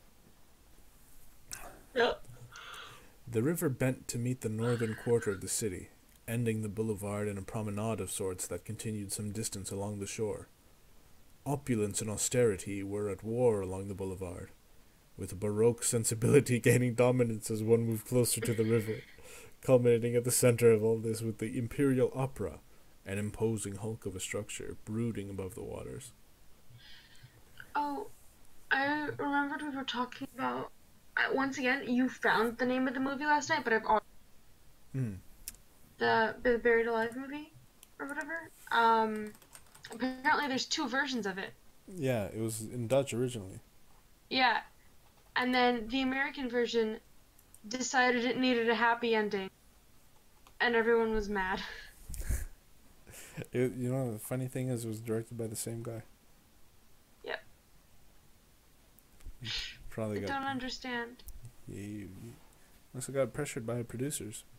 Because you can't have a movie in the mainstream Hollywood that doesn't have a happy ending, especially not in that era. Yeah. It's like when Sailor Moon came. They were like, haha, we're cousins. We're just really close. Okay. Yeah. So we have a memory here. Uh-huh. Let's activate that. Okay. It's a long one. Oh no. Oh no, oh no. Oh my god. What happened? Holy shit. No, it's a long one. Like... The movie was called The Vanishing, by the way. Okay. I checked my phone's history to find it. Thank you. The boulevards... I'm gonna forget in 10 minutes. The boulevards are a shadow of their former self now. Their champions, those men we named captains of industry, have long since fled for new conquests, new cities to brand their engorged likeness upon. In our optimism, we sold our bodies to make a new world for them, of iron and grand stone, our pride such that we saw the lathe as a monument to our own success, not theirs. Then the Prussians broke us, and we saw the rich could leave as easily as they had come, take as easily as they could give. And the I keep saying leth or lathe. It's not correct because of the accents, but I want to work it out. And the leth gave us nothing, as is the want of stone and iron, I write. This man, in what? Is he narrating his writing as he's writing this narrative? Yeah. Incredible. No, that's so bad. I put down my notebook to adjust my gloves, warm them against my coat. I glance at the winter sky to check for rain, then I continue my missive. For all its imagery of iron, industry is such a fragile thing, and its captains are made of lesser material still. But they have not fallen. They have simply taken their farce elsewhere, a new stage set for those same faces to perform their soliloquies to capital in identical timbre. Do I really believe what I write, or does the role I play guide my hand to end this last act in violence? Every stage has its place for one to play the traitor, but in our profession it takes a true talent to fool ourselves, that harshest of spectators. Our performance is a lie told in greatest sincerity, and those of us traitors who thrive in this vicious time have such unyielding faith in our own self-interest to put to shame the truest of believers. You know who this reminds me of? Who? This reminds me of, like, Simply Kenna. Or some shit like that. I'm not familiar. Okay, she's a YouTuber who is super pretentious. And she thinks she invented her, like, indie girl style or whatever, and she tries to explain that she's a Buddhist. And in order to be a Buddhist, you just want to be a Buddhist. And then you're a Buddhist, and she goes on, like, these fucking tangents that is to just go in a circle, but it's like this. And then she got called out for stealing art and selling it as her own. And then she made an apology video, and it was like, I now know what those witches felt being accused of the witch trials are like. It's like a whole fucking thing. That's what this feels like. It's like I'm listening to her vlogs. Incredible. Now she knows what but the women in the Salem witch trials weren't actually witches though. Yeah, I know. But it's an apology video, so she's admitting to it. Yeah. Anyway. That's just what this entire thing feels like, as I'm watching a Simply Kenna vlog. Gosh. Okay. Continue. The lathe has found a new life, a quieter life. Maybe it's better that way. No, I strike that line out in anger. I need to make these words burn. Oh, so he's writing propaganda. Anyway. Enter the 21st Acting Regional Command or enter the Imperial Opera. Let's go to the military base first. It's listed first, why not? Jeez, there's a lot to read.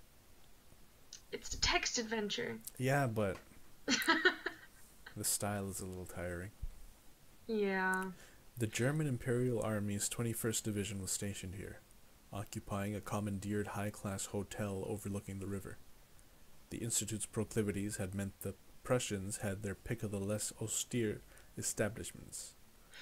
Not that the Institute had much of a say in the matter, but this arrangement had worked quite well for both parties involved.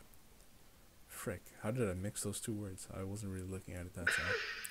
The Heer elite could take their gilded spoils of war from the merchant princes and leave the Institute's less gaudy constructions to their original proprietors.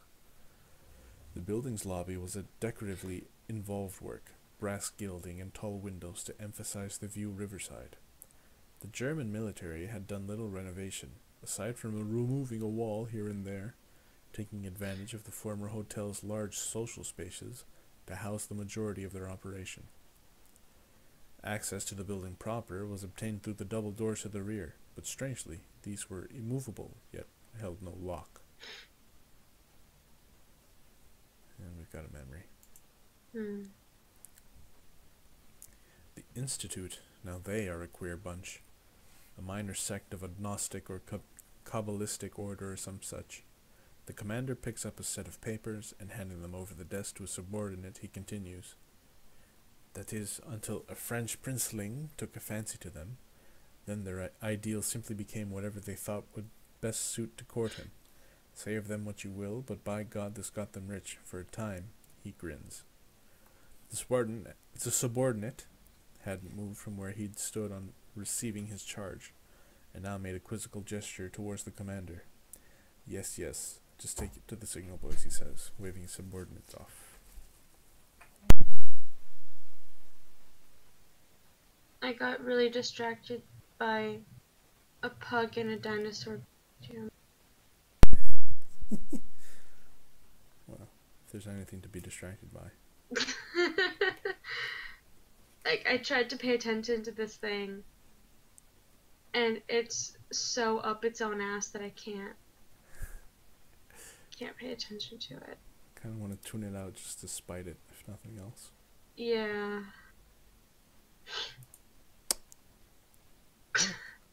How long is this game? You wanna quit? I do. Because, I mean, of all the stuff on the right side, we only have 2 things here. Oh my fucking god, we do. Yeah. Oh. It's gonna be a while, isn't it?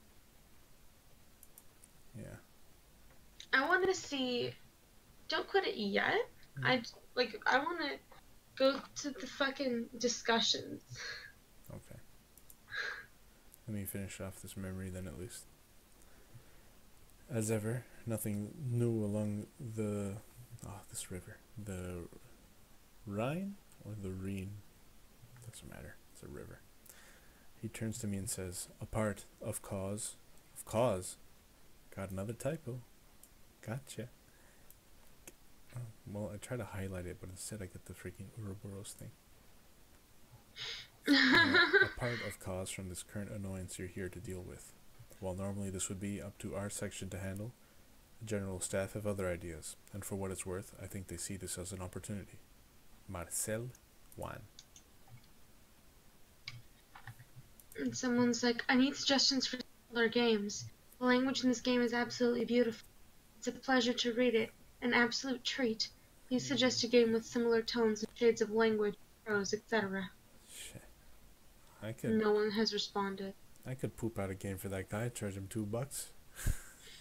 This was in 2016, no one responded. Well, that means they're still hungry.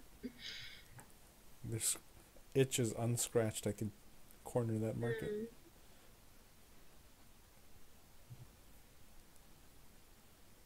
Jeez. I'm just gonna peek at the opera, see how much text is there. It's not so much. Let's enter the theater. European theater. I have finished the game once. Would like to play it again. I just got an achievement. Beheld the worm.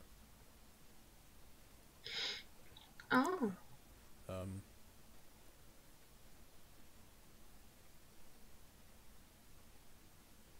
This is a quote by nobody. Something conquer a worm? Discussion topic. That's not a video game.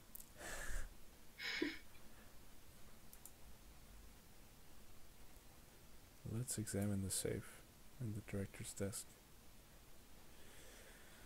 Okay. What was that freaking number from before? That the woman tried to order from the restaurant? 1837? No, 1873? 1873? Wait, I think it was 83 was the last one. So no, because we're in 19 whatever. It might be 1883. It's not 1883. Because it has nothing to do with the year. She was ordering items off the menu. Okay.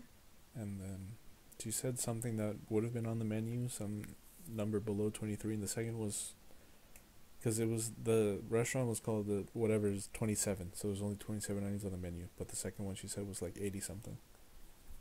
So she had to reorder.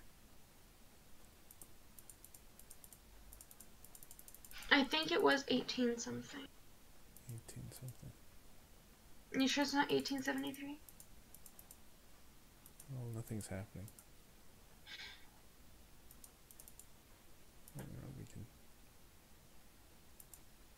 Let's... Oh yeah, you can't save this game either. Everyone's like, what? Oh, really?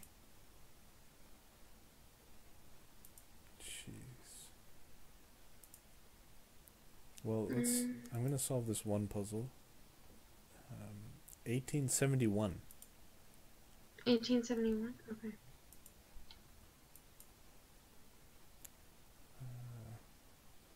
Oh shit. Where am I? Yeah, all the discussions are just people who can't seem to launch the game properly. What? Oh shit. Old Quarter. Latin Quarter. River. Opera.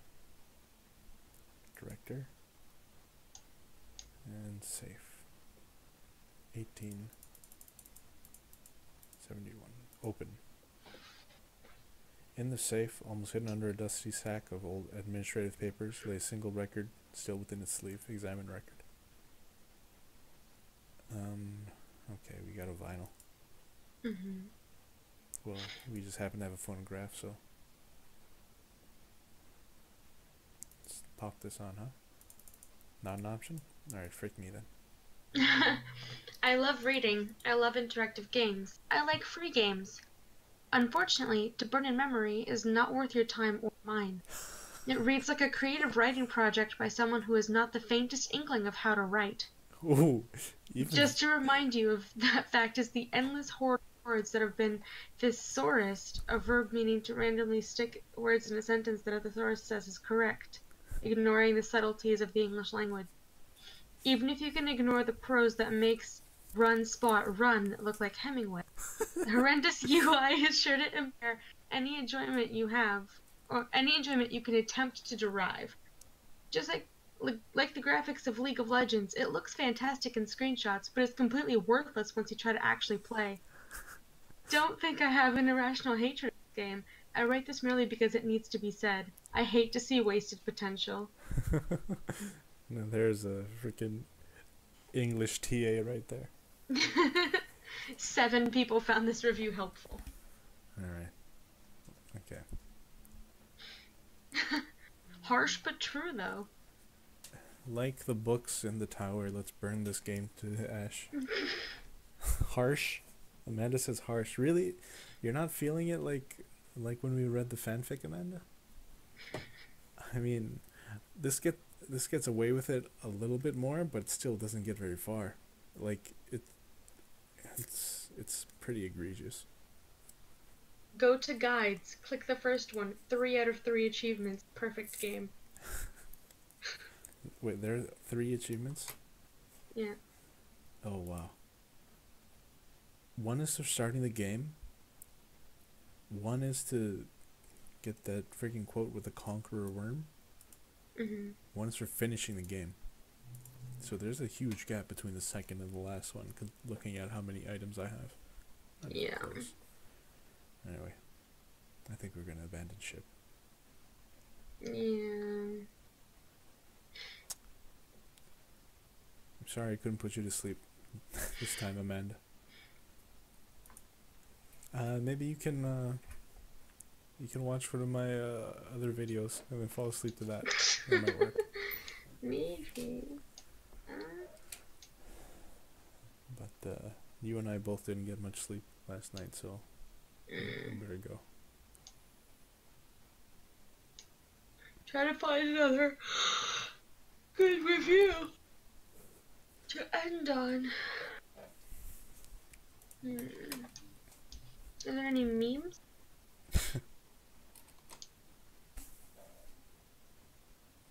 End on a meme, that's what this game deserves. For all its high-class posturing. Here we go. Yeah. I was trying to enjoy this game, and just when I started to enjoy it and understand it, I was trying to copy something from text and Google it. Control+C. However, for some reason, that is a button for restarting the game. Yeah, that's what happened to me. It would be nice if it was mentioned somewhere. Freaking yet. It's not even Control or C, it's Control and C. Yeah. Wait, it's not working now. Okay, so why did it happen the first time? Don't know. How do you code something like that? It's okay, I have nighttime neocitrin. Hey, listen, that's great, but we're not sponsored, so no brands, no brand names. Yeah. If they want to get on the stream, gotta pay for it. I only let individuals on the stream, not corporations, unless they pay me. Anyway. I liked the game, but I can't close it at all.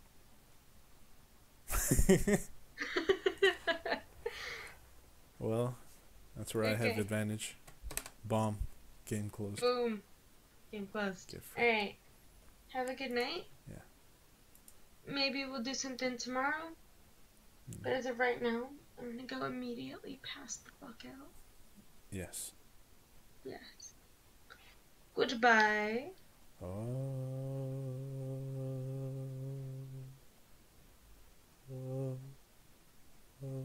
Okay, bye.